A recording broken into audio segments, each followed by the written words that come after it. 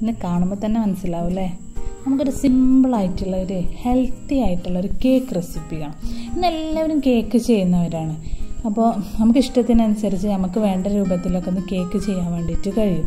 എല്ലാവർക്കും പറ്റും. അതിനുള്ള എല്ലാ എഫിഷ്യൻസിന്ന് എല്ലാവരും ചെയ്യണതാണ്. അപ്പോൾ ഇന്നൊരു വെറൈറ്റി കേക്ക് തന്നെ നമുക്കാവാം. അപ്പോൾ ആദ്യമായിട്ടാണ് കാണുന്നതെന്നുണ്ടെങ്കിൽ സബ്സ്ക്രൈബ് ചെയ്യാം. തൊട്ടടുത്തുള്ള ബെൽ ബട്ടണും കൂടി ഒന്ന് പ്രസ് ചെയ്യാം.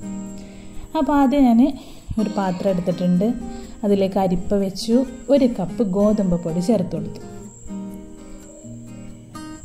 ഇനി ഒരു പിഞ്ച് ഉപ്പ്, 1 teaspoon baking powder, 1/4 teaspoon baking soda, ഇത്രയും ചേർത്തിട്ട് നന്നായിട്ട് അരിച്ചെടുത്തു. 1 കപ്പ് ഗോതമ്പ് പൊടി, 1 teaspoon baking powder, 1/4 teaspoon baking soda, 1 pinch ഉപ്പ്. ഇനി ഇതൊരു ഭാഗത്തേക്ക് നമുക്ക് മാറ്റി വെക്കാം. ഇനി ഒരു ബൗൾ എടുത്തിട്ടുണ്ട്. അതിലേക്ക് 1/4 കപ്പ് ശർക്കരപ്പാനിയാണ് യൂസ് ചെയ്തിട്ടുള്ളത്. ശർക്കര ഓൾറെഡി ഉരുക്കി വെച്ചതാണ്. അതുപോലെ തന്നെ റൂം ടെമ്പറേച്ചറിലുള്ള ബട്ടറും കൂടി ചേർത്ത് കൊടുത്തിട്ടുണ്ട്. അപ്പോൾ അതൊരു വിസ്ക് വെച്ചിട്ട് നന്നായിട്ട് ബീറ്റ് ചെയ്തെടുത്തിട്ടുണ്ട്. ഇനി ഇതിലേക്ക് 1 ടേബിൾ സ്പൂൺ തൈരും കൂടി ചേർത്ത് കൊടുക്കാം. ഇത് നന്നായിട്ട് മിക്സ് ചെയ്യാം. നമുക്കൊരു ഇലക്ട്രിക് ബീറ്റർ വെച്ചിട്ട് നന്നായിട്ടൊന്ന് ബീറ്റ് ചെയ്തെടുക്കാം. ഷുഗർ യൂസ് ചെയ്യാത്ത, മൈദ യൂസ് ചെയ്യാത്ത സിമ്പിളായിട്ടുള്ള നമ്മൾ ബീറ്റ് ചെയ്തിട്ട് ഇങ്ങനൊരു സ്ട്രക്ചറാണ് കിട്ടിയിട്ടുള്ളത്. ഇനി ഇതിലേക്ക് ഒരു 4 തുള്ളി വാനില എസൻസ് കൂടി ചേർത്ത് കൊടുത്തു. അതില്ലെങ്കിൽ ഏലക്കാപ്പൊടി ചേർത്താലും മതി. ഇനി നമ്മൾ അരിച്ചു വെച്ചിട്ടുള്ള ഡ്രൈ ഇൻഗ്രീഡിയൻസ് ഇതിലേക്ക് ചേർത്ത് കൊടുത്തു. മുഴുവനായിട്ടും ചേർത്തു കേട്ടോ. ആകെ 1 കപ്പല്ലേ ഉള്ളൂ. നന്നായിട്ട് മിക്സ് ചെയ്തു. ഇനി ആവശ്യത്തിനുള്ള പാല് കുറേശ്ശെ ഒഴിച്ചിട്ട് നമുക്ക് ബാറ്റർ അതിൻ്റെ കറക്റ്റ് കൺസിസ്റ്റൻസിയിൽ എത്തിക്കണം. 1/4 കപ്പ് ഒഴിക്കുക. കുറവ് തോന്നുകയാണെന്നുണ്ടെങ്കിൽ വീണ്ടും ഒരു 2 ടേബിൾ സ്പൂൺ ഒഴിക്കുക.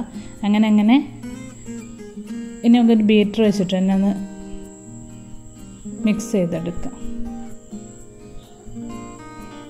കറക്റ്റ് കൺസിസ്റ്റൻസി ആവുന്നത് വരെ നമുക്ക് പാൽ ഒഴിച്ചു കൊടുക്കാം. കുറേശ്ശെ ഒഴിക്കാവും, കൂടുതലാവാൻ വേണ്ടിയിട്ട് പാടില്ല.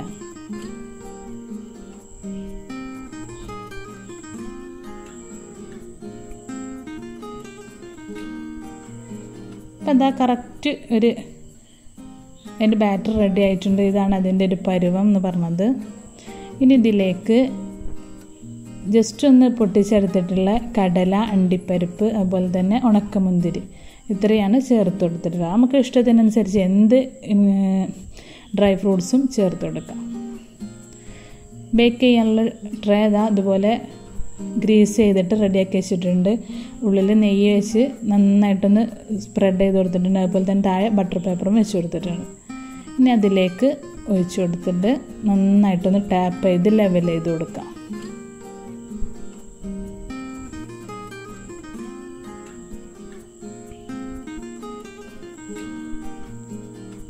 ഷുഗർ വെച്ചിട്ടാണ് എല്ലാവരും ഇതുവരെ ട്രൈ ചെയ്തിട്ടുണ്ടാവുക. ഇതുപോലെ തന്നെ ജാഗരി വെച്ച് ടെസ്റ്റ് ചെയ്തു. എല്ലാവരും ഒന്ന് ട്രൈ ചെയ്ത് നോക്കുക. നല്ല ടേസ്റ്റിയാണ്, നല്ല ഹെൽത്തിയാണ്. ഇനി ഇത് ഒരു 20 മിനിറ്റാണ് ഞാൻ വെച്ചിരുന്നത്. 180 ഡിഗ്രിയിൽ. അത് ഓരോരുത്തരെ ഇതിനനുസരിച്ചാവും കേട്ടോ ടെമ്പറേച്ചർ സെറ്റ് ചെയ്യേണ്ടതും ടൈം സെറ്റ് ചെയ്യേണ്ടത്. അപ്പോൾ ഇതാ കറക്റ്റായിട്ട് വന്നിട്ടുണ്ട്. ടൂത്ത് പിക്ക് വെച്ച് കുത്തിയെടുക്കുമ്പോൾ നല്ല ക്ലീനായിട്ട് കിട്ടിയിട്ടുണ്ട്. അപ്പോൾ ഇത് നന്നായിട്ട് വെന്തിട്ടുണ്ട്. നല്ല സോഫ്റ്റാണ്, കഴിക്കാനും നല്ല ടേസ്റ്റിയാണ്. അപ്പോൾ നിങ്ങൾ തീർച്ചയായും ഒന്ന് ട്രൈ ചെയ്ത് നോക്കുക.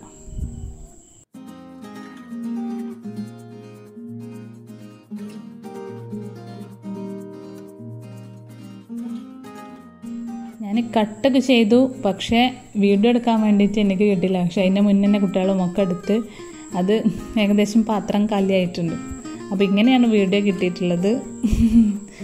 നല്ല ടേസ്റ്റുള്ള അടിപൊളി സോഫ്റ്റ് ആയിട്ടുള്ള കേക്കാണ്. അപ്പോൾ നമുക്ക് വീണ്ടും കാണാം. Bye bye.